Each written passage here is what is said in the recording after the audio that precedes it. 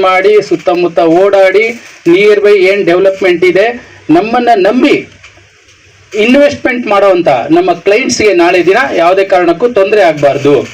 So ಅವ್ರಿಗೂ ಅವ್ರು ಹಾಕುವಂಥ ಇನ್ವೆಸ್ಟ್ಮೆಂಟು ಯಾವ ರೀತಿ ಅಪ್ರಿಸಿಯೇಷನ್ ಆಗುತ್ತೆ ಅಂತ ಹೇಳ್ಬಿಟ್ಟು ಎಲ್ಲ ನಾವು ಚೆಕ್ ಮಾಡಿ ಓಕೆ ಅಂದಮೇಲೆ ನಾವು ಹೆಜ್ಜೆ ಇಡ್ತೀವಿ.